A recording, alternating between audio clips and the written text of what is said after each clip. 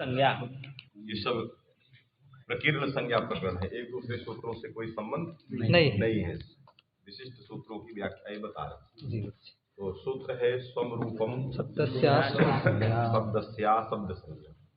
सूत्र में स्वम ये प्रथमांत है, रूपम ये भी प्रथमांत है, शब्दस्य ये षष्ठ्यंत है, और अशब्द संज्ञा ये भी प्रथमांत है।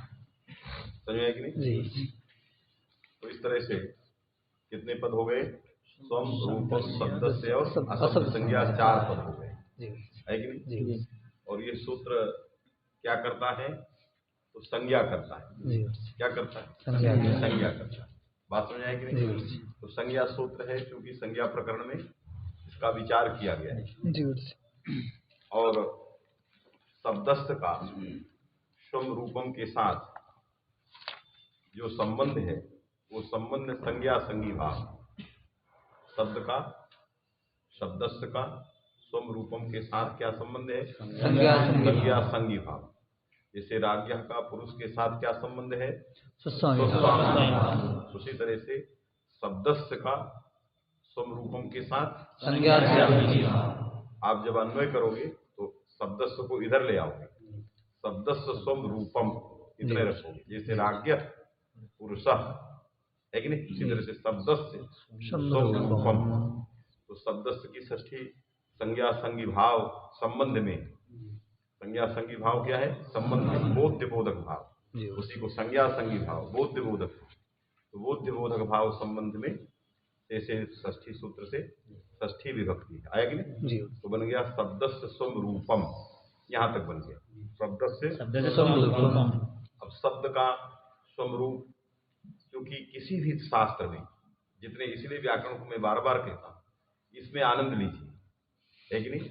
ये शास्त्र किसके लिए है? आनंद के लिए। और अन्य शास्त्र आनंदाभास में सब। ऐसा विचार किसी भी शास्त्र में नहीं किया गया, और किसी भी शास्त्र में विचार नहीं किया गया उस शास्त्र को कार को आश्चर्य होता है। इतने नहीं होता, क्या होता है? आश्चर्य। राजेश्वरानंद, आश्चर्य होता है इसको देखकर, इस विचार को देखकर, क्योंकि इस प्रकार को उन लोगों ने सोचा ही नहीं था कभी कि ऐसा भी होता है। जैसे अन्य शास्त्रकारों से पूछा जाएगा घटम आनय, ये बात बिल्कुल व्यवहार दशा में, घटम आनय ये व्यवहार दशा में। तो शास्त्रकारों से पूछा गया कि इसका क्या मतलब है घटम आने, तो कहेगा घटम आने का अर्थ है कंबुग्रीवादि मद व्यक्तिम आने। घट का जो अर्थ है कौन? व्यक्ति, यही उसका अर्थ, उसका आनयन करना है। बात में तो घट का क्या अर्थ माना? वो शब्द का क्या अर्थ माना? मद व्यक्ति अर्थ। अब पूरी दुनिया इसी में चली गई कि घट बने कंबुग्रीवादि व्यक्ति, मिट्टी का बना हुआ व्यक्ति, है कि नहीं? हम कहते हैं वो है मिट्टी का बना हुआ व्यक्ति जो है उसको हम क्या कहते हैं? स्वा कहते हैं। मिट्टी के बने हुए कंबुग्रीवादि मद व्यक्ति को व्याकरण क्या कहता है? स्वा। यही स्वा। बात में कि नहीं? ऐसा किसी ने नहीं कहा, ऐसा कहा किसी ने? कहा यही तो शब्द का स्वा है, शब्द का प्राण है। यदि ये न रहे, ये न रहे तो क्या हो जाएगा? अरे ये न रहे तो निरर्थक हो गया, निष्प्राण हो गया। यदि उसका स्वत्व चला गया, नहीं कहते कि भाई इसके अंदर तो कोई स्वत्व ही नहीं है कि नहीं? माने बेहया है, कोई इसके अंदर स्वत्व ही नहीं, अपना कोई अस्तित्व ही नहीं। तो शब्द का अपना भी अस्तित्व है, लेकिन उस अस्तित्व को बताने वाला कौन? उसका स्व। बात में कि नहीं? उसी को आत्मीय कहते हैं। कहते हैं ना स्व शब्द के 4 अर्थ, आत्मी, आत्मान, ज्ञाति, धन। तो यहाँ स्व का अर्थ क्या है? आत्मीय। शब्द का एक अपना आत्मी होता है जो उसको कभी नहीं छोड़ता, जो जिसका आत्मी नहीं होता उसको छोड़ देता, जो जिसका आत्मी नहीं होता। आप अनुभव कर लो लोक व्यवहार, ये शास्त्र बिल्कुल व्यवहार को लेकर चलता है। जो जिसका आत्मी नहीं होगा, बीच में कहीं मैत्री हो गई, स्वार्थ प्रसाद, फिर किनारे लग गए सब, तो वो स्व नहीं है। जो जिसका आत्मी होगा वो उसको कभी भी नहीं छोड़े। जो गुरु का कोई आत्मी बन जाए वो उसको नहीं छोड़े, और यदि गुरु ने किसी को आत्मी बना लिया वो उसको नहीं छोड़े। नहीं तो क्या है, कभी देखे थे ऐसे कह देते, कभी देखे थे इनको, बात समझे कि नहीं? क्योंकि वहां स्वत्व नहीं, आत्मीयत्व तो नहीं, आए चले गए। तो जो दुनिया के अन्य शास्त्र घट शब्द से उपस्थित होने वाले पदार्थ को, कम्बुग्रीवादी मर्थ को अर्थ कहते हैं, उसको व्याकरण क्या कहता है? स्वा कहता है। वास्तव में कि नहीं? इसलिए अन्य विचारकों से भिन्न विचार है कि नहीं? क्योंकि किसी ने उसको आत्मी कहा ही नहीं, किसी ने उसको आत्मी कहा ही नहीं। आत्मी जो होता है वो कभी नहीं छोड़ता। जैसे पूछा जाए कि राम का आत्मी क्या है, यदि हम उधर चलते हैं, राम का आत्मी क्या है? जो कभी न छोड़े। कौन है? सीता है।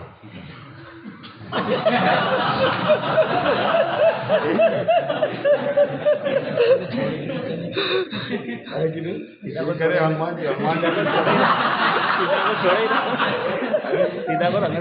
हनुमान जी तो कभी कभी छोड़ भी देते हैं व्यासंग में आकर, लेकिन सीता तो कभी नहीं छोड़ी।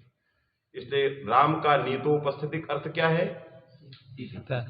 और सीता का नीतोपस्थितिक क्या है? यही प्राथमिक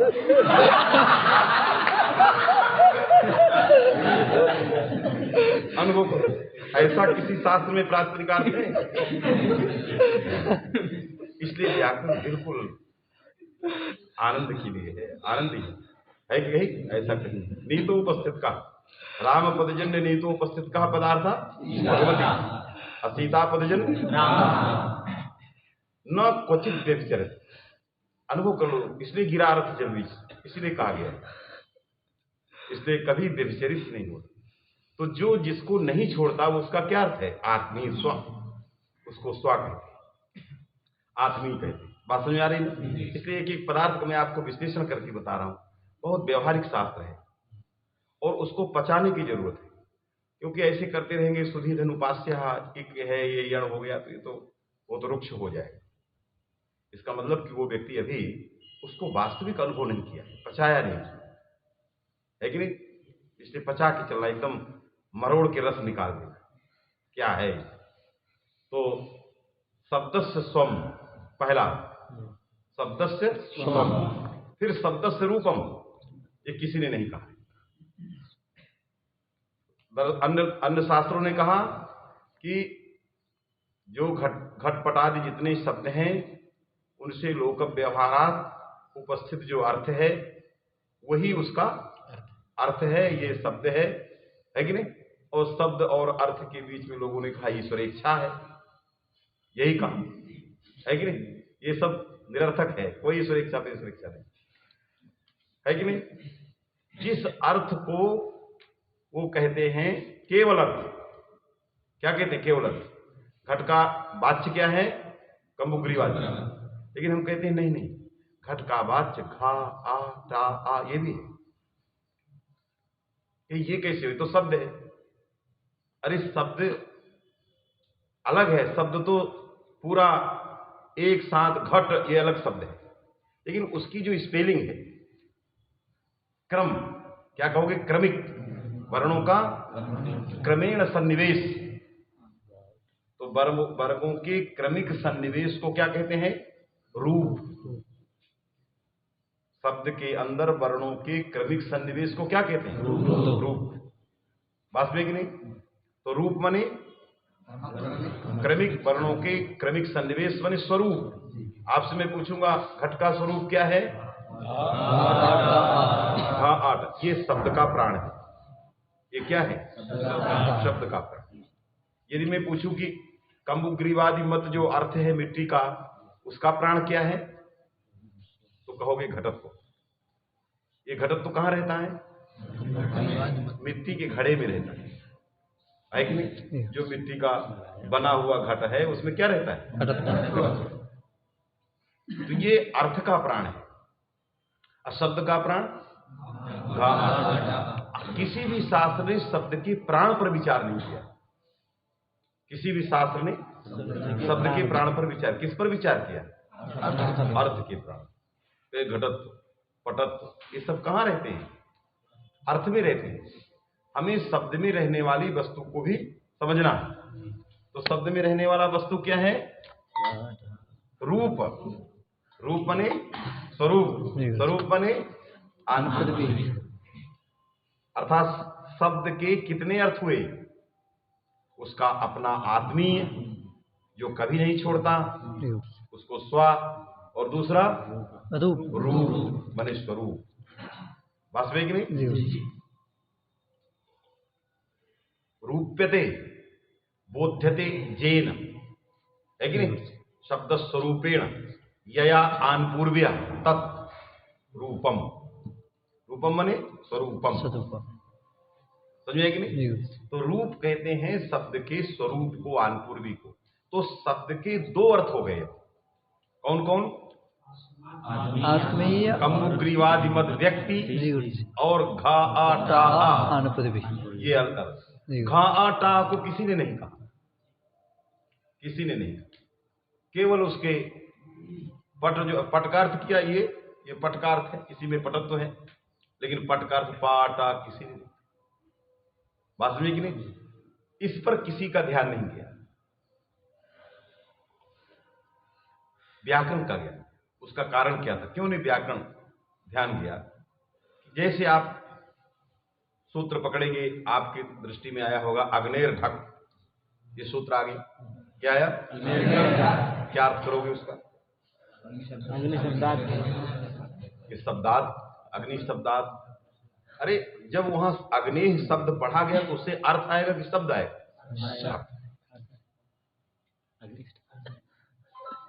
शब्द कैसे आ जाएगा? शब्द तो उसका अर्थ ही नहीं है किसी मत में, तो कैसे हुआ?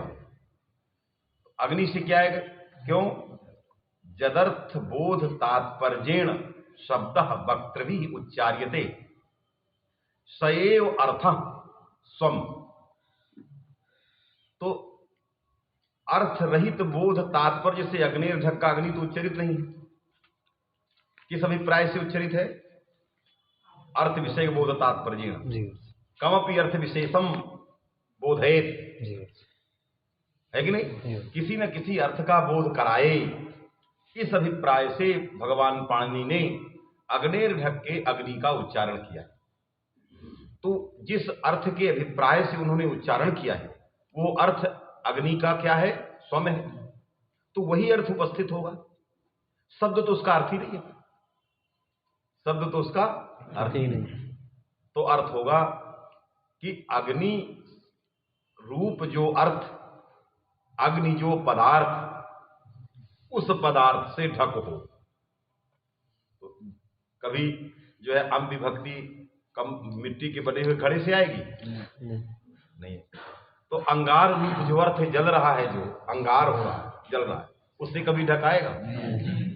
तो बाध बैठा है। क्या बैठा है? बाध बैठा है। कैसा बाध? कि अर्थ से ढक का परत्व बाधित। अर्थ से ढक्का परत्व बाधित, अंगार रूप अर्थात परत्वम प्रत्यय बाधितम। क्योंकि प्रत्यय परा भवन्ति, प्रत्यय परस्थ, प्रत्यय पर में आते हैं, अर्थ से परे नहीं हो सकते।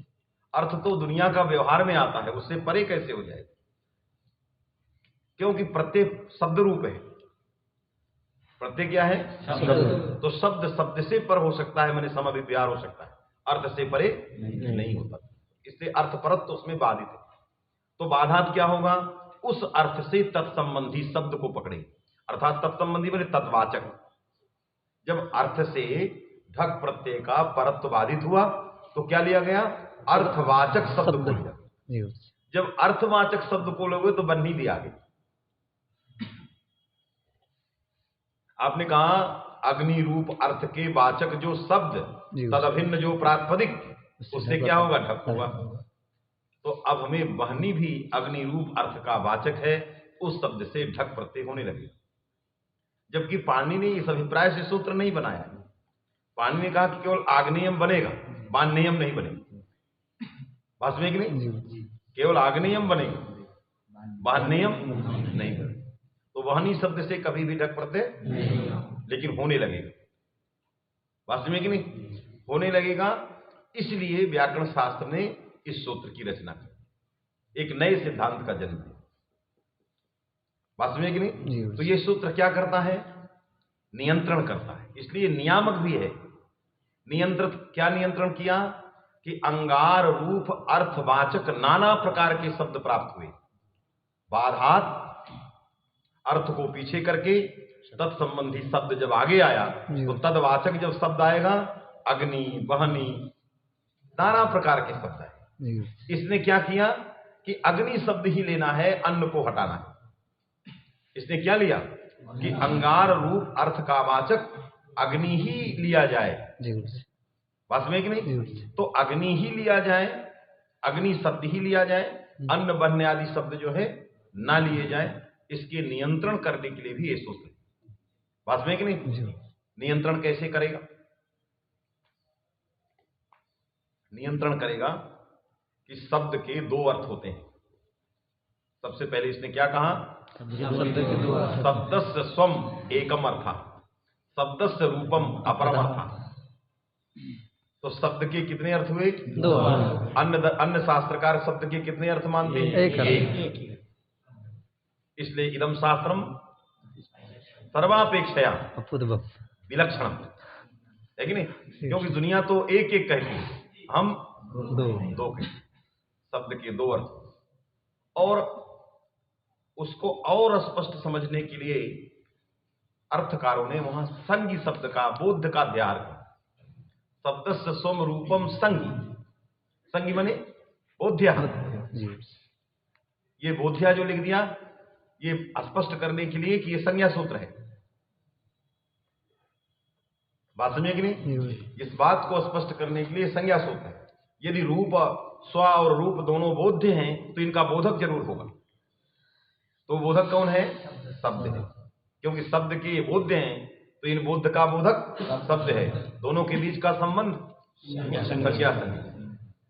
इसलिए कुछ व्याख्याकारों ने कृत्यानाम कर्तरिवा से षष्ठी बता दिया। किसकी षष्ठी, शब्द षष्ठी। तो कृत्य कहां ढूंढ के लाएं, क्योंकि कृत्यानाम योगे कर्तरिवा षष्ठी। बात समझे कि नहीं, तो बोध्या को लिया। किसको लिया, बोध्या को लिया।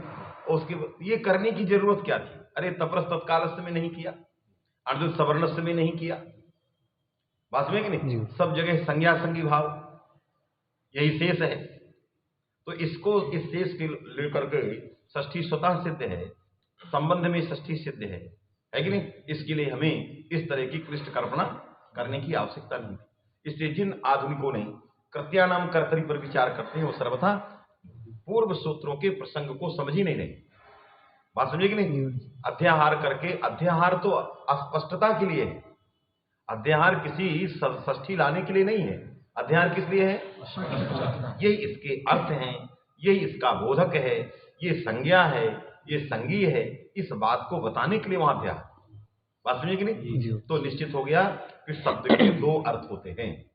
एक उसका स्वमने यदर्थ बोध, यदर्थ विषयक बोध तात्पर्येण शब्द उच्चरित है कि नहीं, सह अर्थ स्व, उसी को स्व कहते।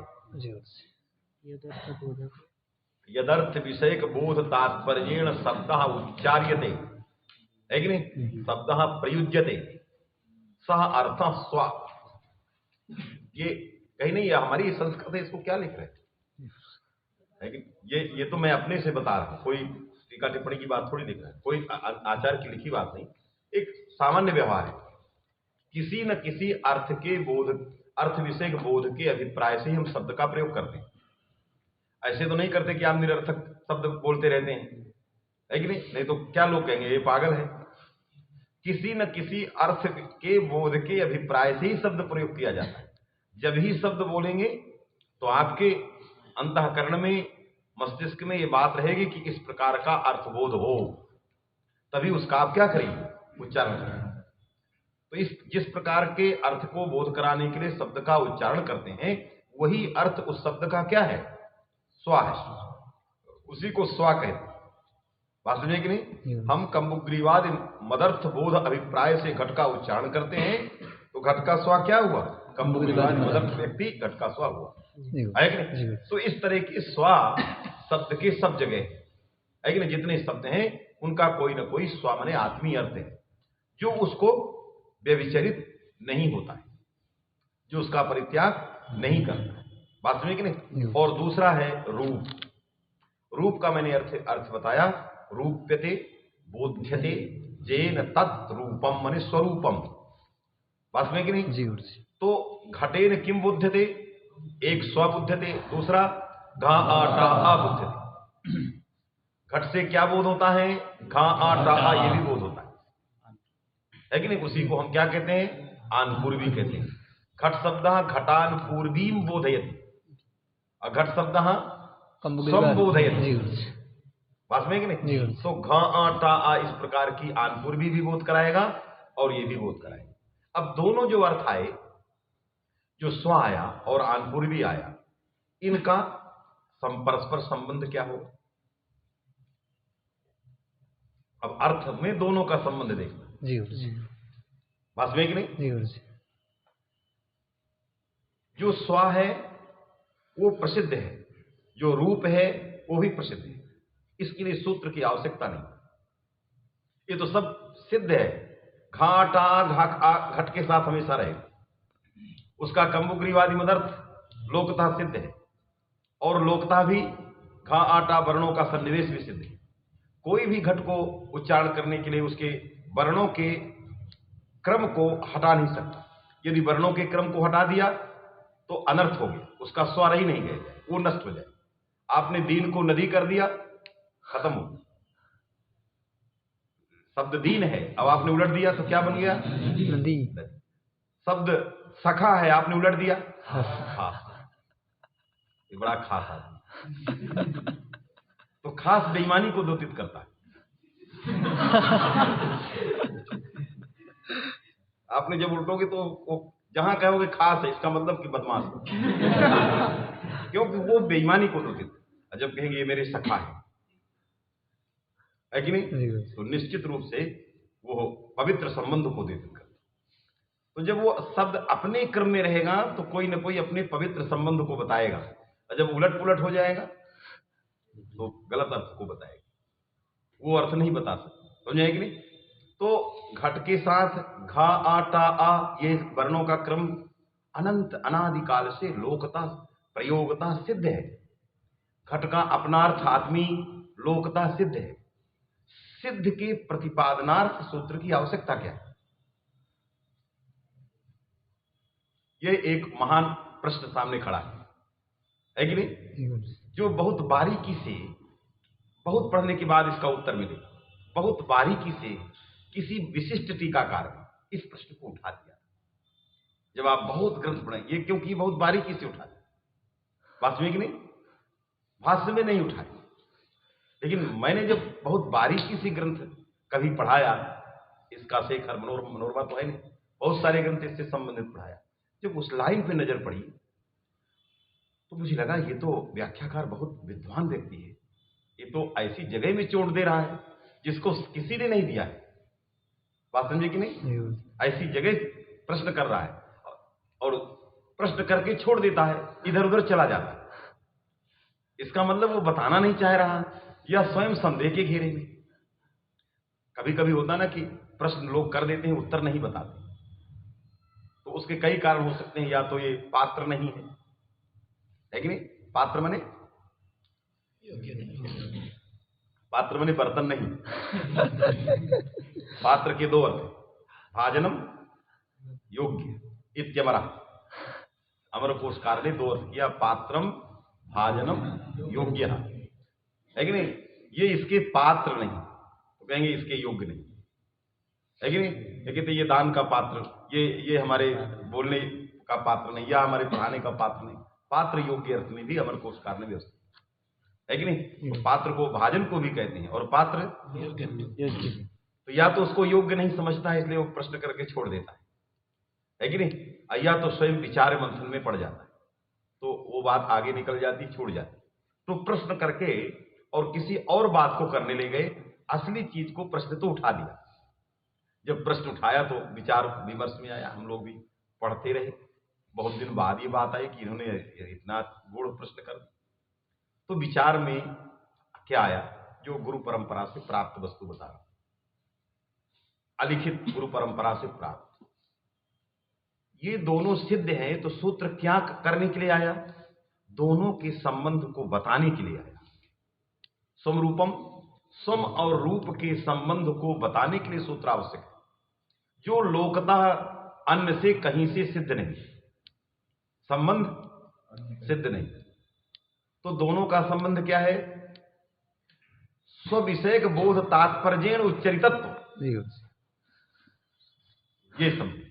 स्विषयक बोध तात्पर्येण उच्चरितत्व, स्व मने स्व, वहां स्व रूप, स्व मने आत्मीय अर्थ, तद विषय बोध तात्पर्य उच्चरितत्व किस में रहेगा, अनपूर्वी रूप में रहेगा, क्योंकि उसकी अनपूर्वी किसी अर्थ विशेष के बोध कराने के लिए उच्चरित है, क्योंकि उच्चारण अनपूर्वी का होगा। बात समझिएगा।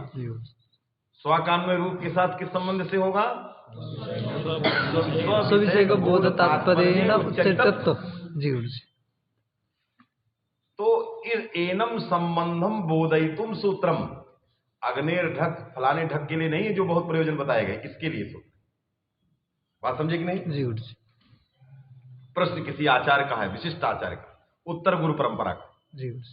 बात समझे कि है कि नहीं। तस्मात् इदम निश्चितम अर्थ विशिष्ट शब्द संगी, रूप बने शब्द अनपूर्वी,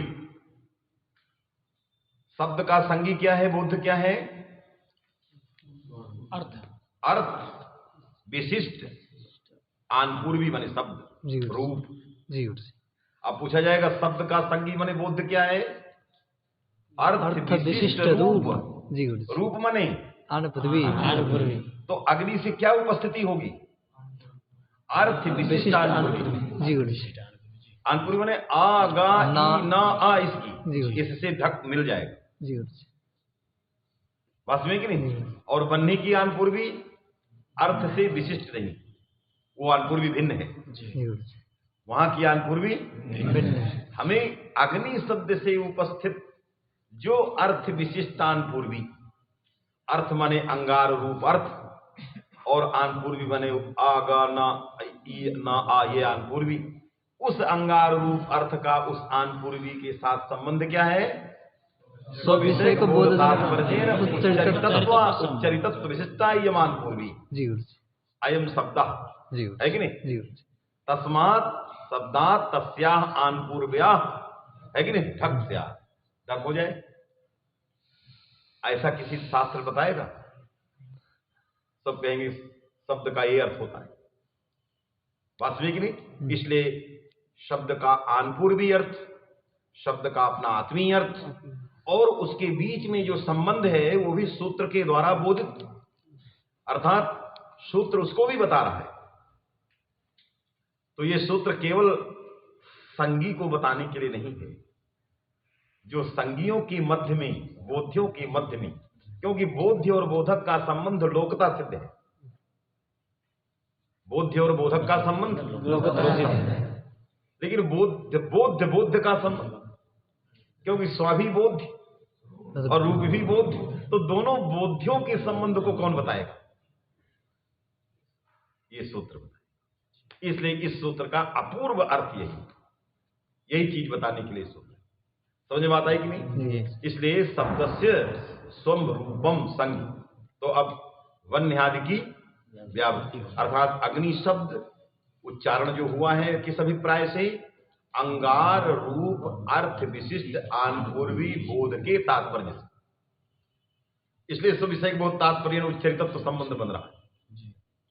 बात समझे कि नहीं। उच्चारण विषयता उसमें बैठी है अनपूर्वी में, बात समझे कि नहीं। अर्थ विषय बोध तात्पर्य उच्चारण विषयता कहाँ है, अनपूर्वी।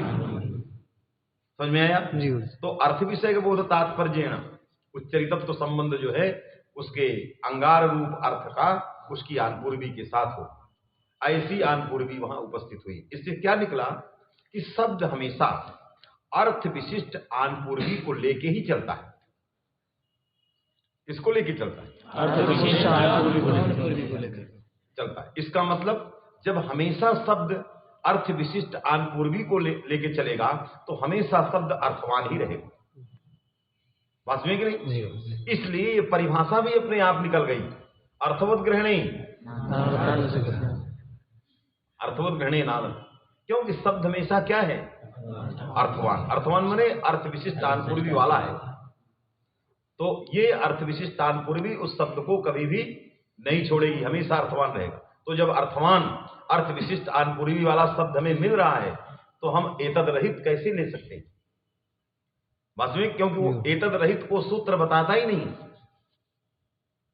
इसलिए उसका ग्रहण स्वतः नहीं प्राप्त है। उसी का फलितार्थ भूता परिभाषा, इसी के अर्थ से वो परिभाषा भी निकल गई। क्या निकली? अर्थवत ग्रहणे नादं ग्रहणम। वास्तविक नहीं, इससे अनर्थक का ग्रहण नहीं होता। बात समझ में आई? इसलिए परिभाषा भी फलितार्थ से, इसलिए परिभाषा अनपूर्वी को लेके लगती है, क्योंकि यहीं से निकली हुई, यहीं से निकली हुई। इसलिए इसका उद्देश्य, इसका उपजीव्य क्या है? अनपूर्वी। नहीं कहते प्रादु होडोढय में ऊढ़ अनपूर्वी को लेके लगती है कि नहीं? हमें इसी प्रकार की अनपूर्वी चाहिए। प्राऊढ़वान में अर्थ विशिष्ट अनपूर्वी कैसी चाहिए? ऊढ़ चाहिए। और ऊढ़वान की अनपूर्वी भिन्न है, अर्थ विशिष्ट इस प्रकार की अनपूर्वी नहीं है। बात में कि नहीं? इसलिए जो है वहां अनर्थक, ऊढ़वान में जो ऊढ़ है वो अनर्थक, उसमें क्या नहीं है? अर्थ नहीं है। अर्थ कहां बैठा है? ऊढ़वान पूरे में बैठा है। वहां अर्थ जो बैठा, क्योंकि वान में जो इधर का प्रत्यय का है वो इधर जुड़ गया है, इसलिए वहां किसी प्रकार का अर्थ नहीं रह जाता, केवल अनपूर्वी। और शब्द से क्या उपस्थित होता है? अर्थ विशिष्ट। वहां अर्थ विशिष्ट अनपूर्वी नहीं है कि नहीं? क्योंकि विशेषण अभाव बैठा है, विशेषण नहीं बैठे, इसीलिए वो क्या है? अनर्थक। तो परिभाषा इसलिए सिद्ध है कि अर्थवत ग्रहणे नादं ग्रहणम। बात में आ गई? इसलिए निश्चित हो गया कि शब्द का अपना आदमी और अपना रूप, ये दोनों शब्द के वाच्य हैं। दोनों वाच्यों के मध्य में संबंध का प्रतिपादन बताने के लिए यह सूत्र आवश्यक था, इसलिए यह सूत्र जो है रखा गया और ये इसने नियंत्रण कर। समझ बात आई? अब दूसरी बात आ गई जो परिभाष लगा है, अशब्द संज्ञा, है कि नहीं? अशब्द संज्ञा में शब्दस्थ संज्ञा, शब्द संज्ञा ये समास किया जाए, शब्दे संज्ञा, शब्द संज्ञा ये समास किया जाए। पहले ये विचार, फिर बाद में तो नए लगता रहेगा न शब्द संज्ञा। शब्द, क्योंकि व्याकरण में दो प्रकार की संज्ञाएं हैं, अर्थ की संज्ञा भी है और शब्द की भी संज्ञा। यदि कहें शब्द की संज्ञा में ये नहीं लगेगा तो अर्थ की संज्ञा में लग जाएगा, है कि नहीं? शब्द की संज्ञा कहाँ है? वृद्धिरादेश, अनेक गुणा, उपसर्गा, ये सारे क्या है? शब्द की संज्ञा है। वो आदया सब शब्द की, ये शब्दों की संज्ञा करते हैं। आ, आई, औ ये शब्द हैं, इनकी संज्ञा वृद्धि है। बात समझे कि नहीं? तो जहां शब्द की संज्ञा है वहां तो ये नहीं लगेगा। यदि षष्ठी तत्पुरुष समास करोगे, शब्दस्य संज्ञा न शब्दस्य संज्ञा, तो शब्दस्य संज्ञा में नहीं लगेगा। अर्थात वृद्धिरादेश का वृद्धि अपने अर्थ विशिष्ट आनपूर्वी का बोध नहीं कराएगा, ये नहीं लगा, क्योंकि वो शब्द की संज्ञा। तो वृद्धिरेच में जो वृद्धि है उस वृद्धि में ये नहीं जाएगा। यदि ये जाता तो किस प्रकार की वृद्धि होती? वहां कृष्णैकत्व में अर्थ विशिष्ट आनपूर्वी बैठता। कैसा बैठता? अर्थ विशिष्ट आनपूर्वी। माने अर्थ क्या था? आदैच, और तद विशिष्ट जो वृद्धि की आनपूर्वी वो बैठता। अब हमें क्या करना है? केवल अर्थ, आनपूर्वी नहीं, आनपूर्वी छोड़ना है। तो आनपूर्वी कैसे छूटेगी? जब ये नहीं लगेगा। जब ये लगेगा तो निश्चित आनपूर्वी ली जाएगी। बात हुई कि नहीं? तो ये नहीं लगा, क्यों? कहा अशब्द संज्ञा। क्या अशब्द माने शब्द की संज्ञा को छोड़, तो कहा ये शब्द की संज्ञा, इसको हम छोड़ देंगे, यहां नहीं लगेगा। नहीं लगेगा तो वृद्धि से कितने क्या लिया जाएगा? केवल आदेश, क्योंकि स्व लिया गया और रूप नहीं लिया गया। यदि ये लगता तो स्व के साथ साथ रूप, इसलिए रूप छूट गया तो कृष्णैकत्व में क्या बैठा? स्व बैठा, रूप नहीं बैठे। कृष्णैकत्व में और एक ही जगह क्या बैठा? स्व। स्व में नहीं, स्व में नहीं, आधे ही। अरे अब पटपट बोलो जी, अब सोचना नहीं है, एकदम बिल्कुल फिट रहो। वहां ये छूटा। लेकिन जब शब्द से संज्ञा कहोगे तो कर्म रीप से तमम कर्म, ये कर्म किसकी संज्ञा है? शब्द की होती है। किसकी होती है? अर्थ अर्थ। कारक की जितनी फलाश्रय अर्थ है। जी। अरे व्यापार जन्य फलाश्रय क्या है? अर्थ।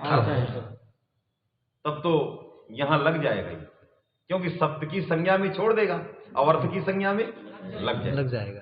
तो जब लग जाएगा तो कर्मण द्वितीया से, कर्म में द्वितीया में कर्म से क्या बोध होगा? आनपूर्वी।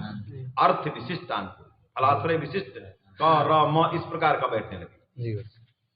बात में कि नहीं? इस प्रकार की संज्ञा होने लगी। इसलिए कर्मण द्वितीया के कर्म में इस प्रकार के का कर्म मान के द्वितीया है, केवल फलाश्रय को मान के नहीं आए। इसलिए क्या करना चाहिए? हमें शब्दस्य संज्ञा ये समास नहीं करना है, अभी तो सप्तमी तत्पुरुष समास करना है। शब्दे संज्ञा क्या करना है? शब्दे संज्ञा। जैसे कहते हो कि हलि अंत्यम, तो सप्तमी योग विभागा समासा करते हो ना, उसी तरह शब्दे संज्ञा, सप्तमी योग विभागा समासा। शब्दे माने शब्द जो है शब्द शास्त्र परक। शब्द का मतलब है शब्द शास्त्र माने व्याकरण शास्त्र। तो शब्द शास्त्रे या संज्ञा ताम बिना, शब्द से क्या लिया गया? शब्द शास्त्र। उसमें जो संज्ञाएं, चाहे वो शब्द की हो चाहे वो अर्थ की हो, जो भी संज्ञाएं हैं उन संज्ञाओं में ये नहीं लगेगा। तो नहीं लगेगा तो क्या छूट जाएगा? आनपूर्वी छूट जाएगा। केवल क्या अर्थ वहां उपस्थित होगा? जिसकी संज्ञा होगी वो उसका स्व उपस्थित। बात समझे कि नहीं? तो इसलिए जो है इसने इस प्रकार का समास किया, शब्दे संज्ञा शब्द संज्ञा, न शब्द संज्ञा अशब्द संज्ञा, है कि नहीं? ताम बिना लिख दिया, बिना माने नए कार से। शब्द शास्त्र या संज्ञा ताम बिना, है कि नहीं? शब्दस्य स्वरूपम संगी। तो जो बात आ गई, पढ़िए चलिए। शब्दस्य स्वरूपम संगी, शब्द शास्त्र या संज्ञा ताम बिना, येन विदिष्ट दंतस्य। समझ में आ गया? इसलिए कहा प्रकीर्ण प्रकरण है। इस सूत्र का जो स्वरूप है, जहां जहां आपको लगेगा, जहां जहां मिलेगा, ये सारी चीजें बतानी है। ठीक। अब दूसरा सूत्र आ गया, एन विधि तदंतस्य। ये भी अच्छा सूत्र है कि नहीं? ये एन विधि, ये एन तृतीया है, विधि प्रथमांत है, तदंतस्य षष्ठी है। तदंतस्य ये क्या है? संज्ञा है। और एन विधि जो है ये संज्ञी है, क्योंकि संज्ञा सूत्र है। वास्तविक नहीं? विशेषणम तदंतस्य संज्ञा, विशेषण तदंत की संज्ञा है, अर्थात विशेषण तदंत की संज्ञा माने विशेषण जो है वो संज्ञा है और तदंत उसका संज्ञा है। यहाँ संज्ञी में सच्ची है कि नहीं? माने तदंतस्य बोधकः, तो तदंतस्य बोधकम इति शेषः। जैसे कहते ना सवर्णस्य बोधकम इति शेषः, वैसे तदंतस्य बोधकम। कौन? एन विधि। एन विधि तदंतस्य बोधकम, तो एन विधि ये बोधक है। तो बोधक क्या होता है? संज्ञा। और बोध क्या हुआ? संगी। तो यहाँ तदंत ये क्या है? संगी। तो जहां जहां एन विधि रहेगी सब जगह उस किसका बोध होगा? तदंत का। जैसे जराया जरसन्नत्रस्य, जराया इसमें एन विधि है, इसलिए ये इससे किसकी उपस्थिति होगी? किसकी संज्ञा करेगा? ये तदंत। तो तदंत का बोध करेगा। बस में कि नहीं? तो जरा के आगे अंत जुड़ेगा तो क्या बनेगा? जरा शब्दांत, ऐसा निर्जर आ जाएगा। तो जो एन विधि होगी, बस में कि नहीं? अब एन विधि समझना है। एन जो है तृतीया है और विधि भाव में की प्रत्यय, विधानम विधि, विधानम विधि, भाव में की प्रत्यय। विधि का अर्थ है विधान, विधानक क्रिया। और एन करण में तृतीया है, विधानक क्रिया का कारण है। कौन? एन। आएगी? अर्थात यत् करणकम विधानम। एन का अर्थ क्या हुआ? यत् करणकम विधानम, है कि नहीं? क्या लिख रहा है?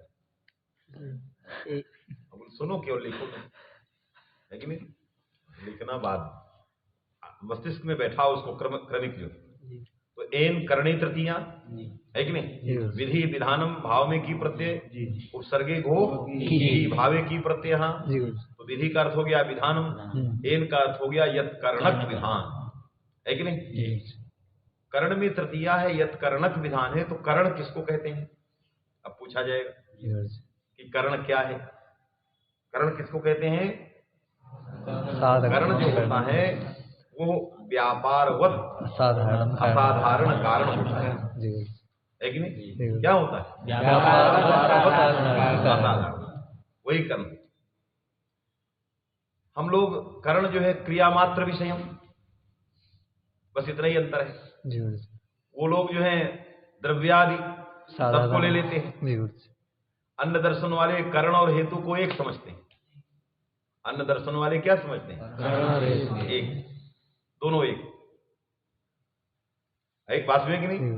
दंडेन घटा में दंड को हेतु और दंड कारण भी है, असाधारण कारण, लेकिन व्यापारवत असाधारणम कारणम, ये घट का असाधारण कारण है, बात में कि नहीं? और व्यापार वाला है।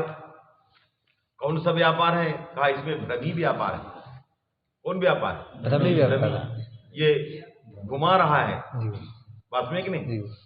तो इसीलिए स्वजन्य भ्रमिजन्य भ्रमिमत्व संबंध कहते हो ना, स्वजन्य भ्रमिजन्य भ्रमिमत्व संबंध से दंड घट को पैदा करता है।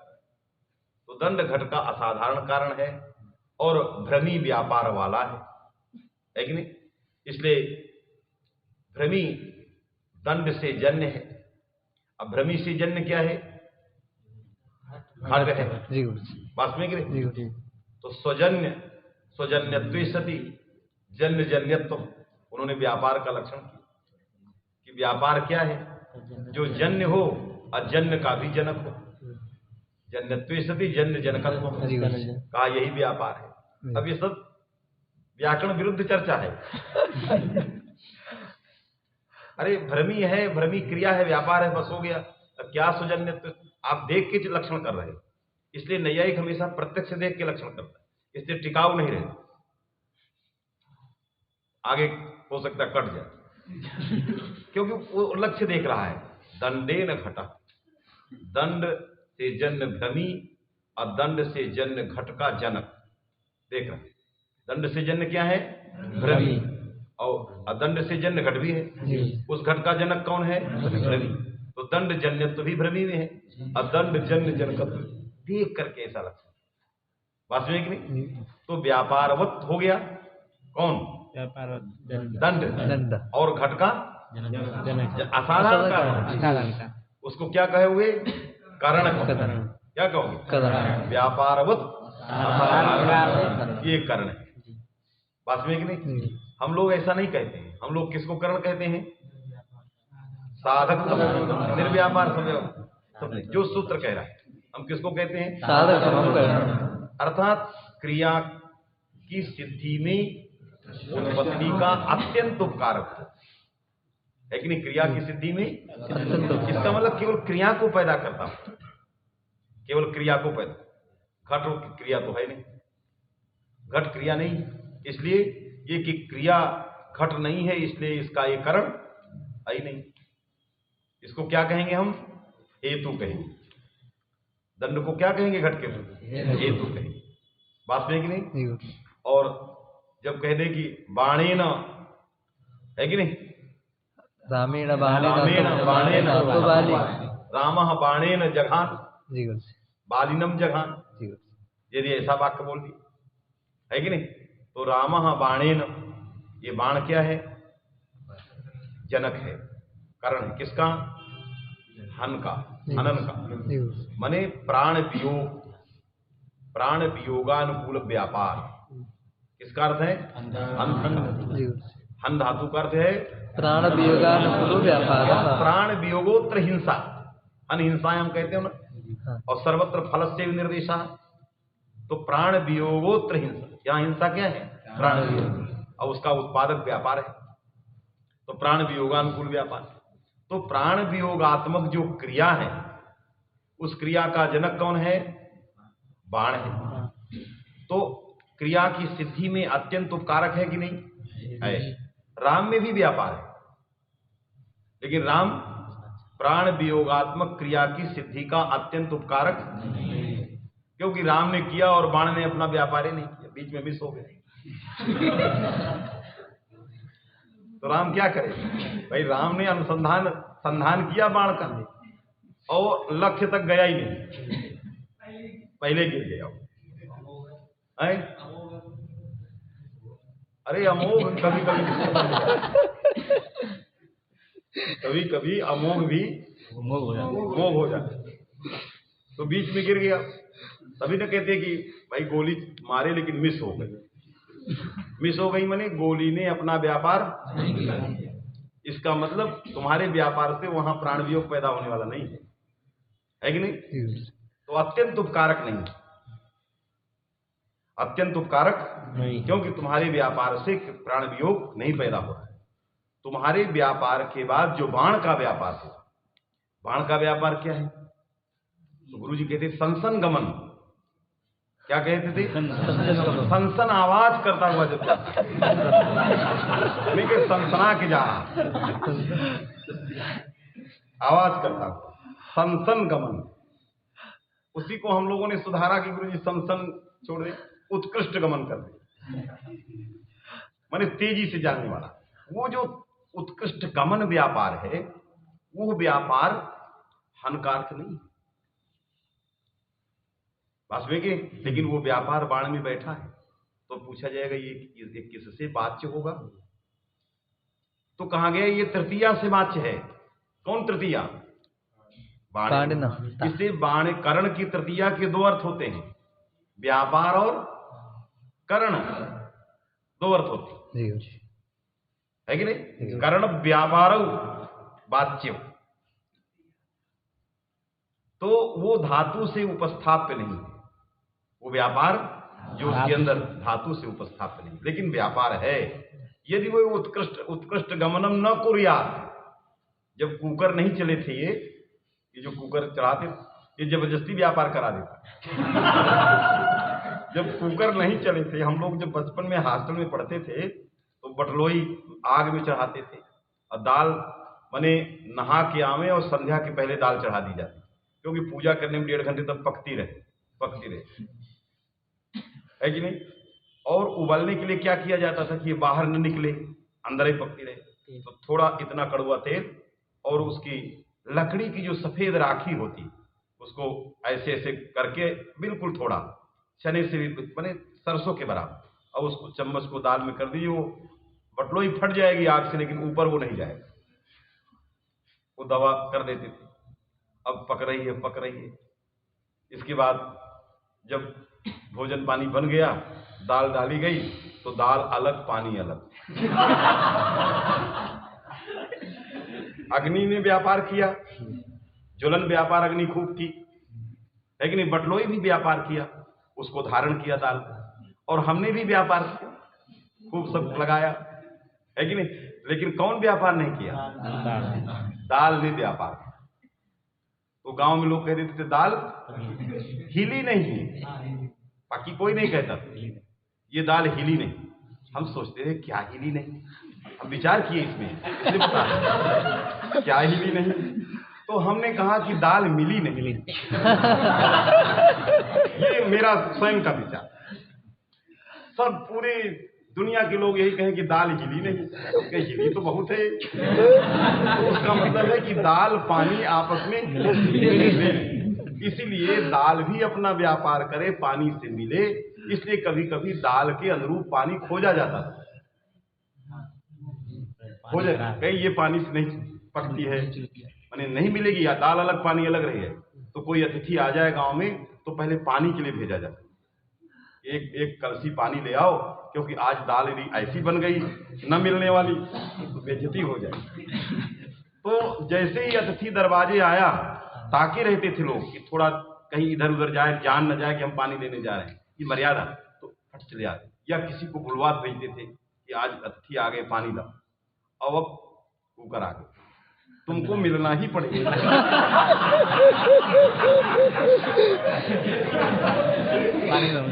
अब दाल को जबरदस्ती व्यापार कराए। यही है अमोघ, कि उसको काम करना ही पड़ेगा। तो कुकर की तरह राम के पास अमोघ मार कि उसको व्यापार करना पड़ेगा। बात समझे कि नहीं? तो इसलिए करण का मतलब होता है व्यापार वाला। समझ में बात आ गई? तो यहां जो है एन में जो करण है, यहां करण कौन होगा?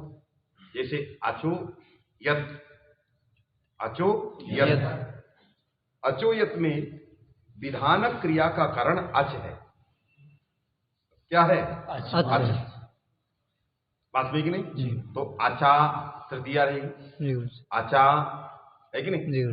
फिर आगे धातु हो, यतम विधत्ते, यतम आचार्य विधत्ते। आचार्य माने पाणनी। तो विधत्ते का क्रिया क्या हो गया? आचार्य करता है कि नहीं? कर्ता हो गया। क्रिया माने कर्ता, कर्ता हो गया। और कर्म क्या हुआ? यतम, यतम।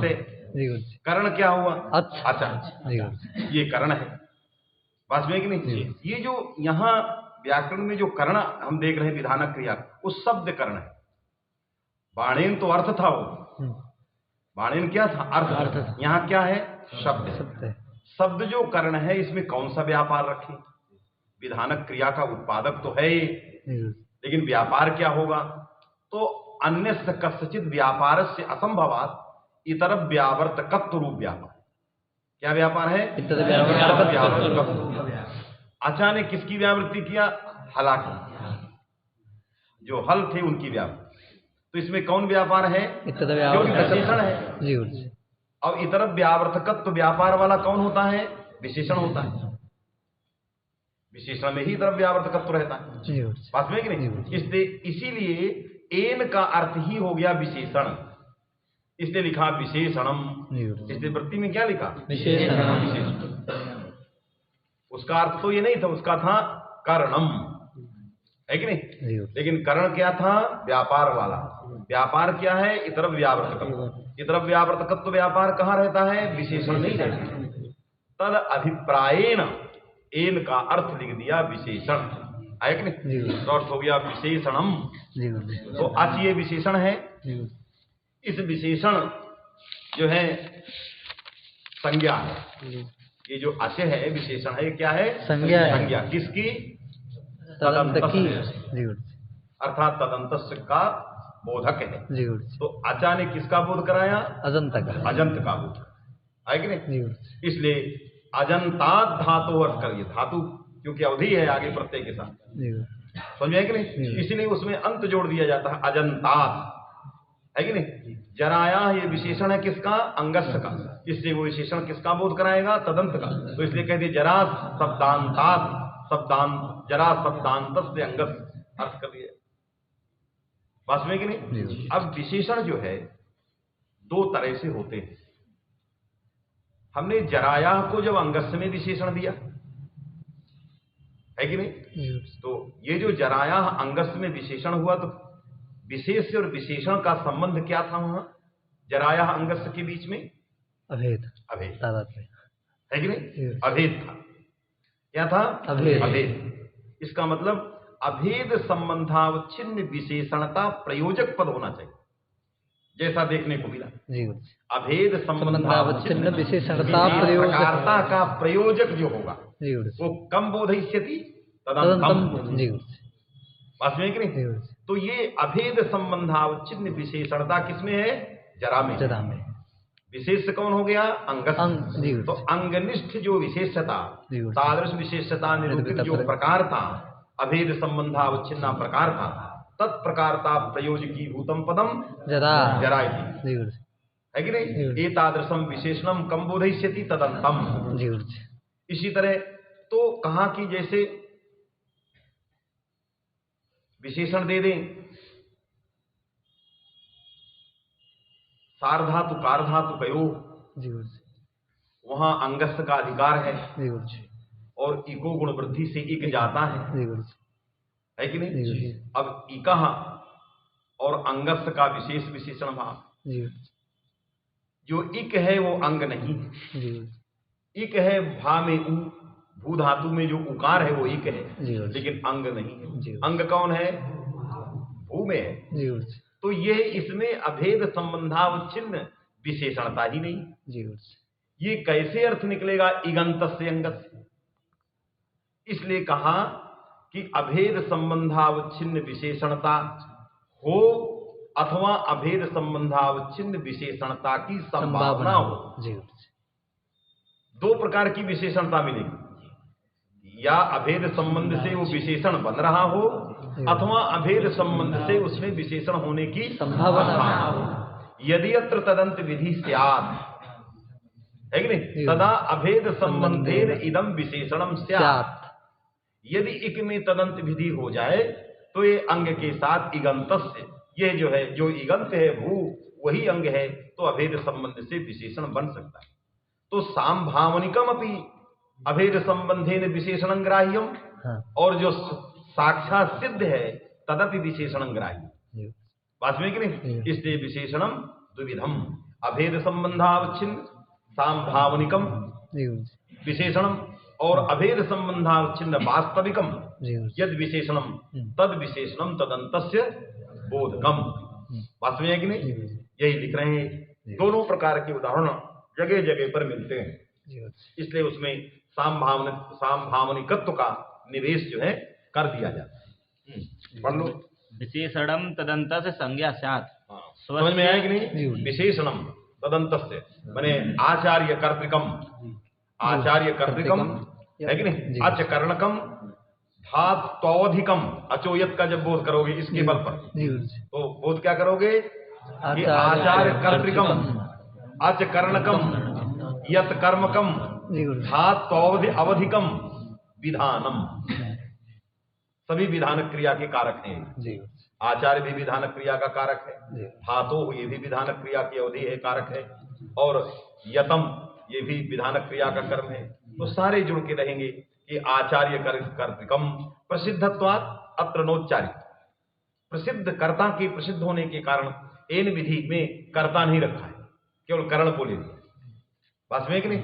इसलिए जो है आचार्य कर्तृकम और अच कर्णकम धातु अवधिकम यत कर्मकम विधानम इति ये बोध हो रहा है। ऐसे बोध में ये सूत्र लगेगा, तदंत विधि हो जाएगी।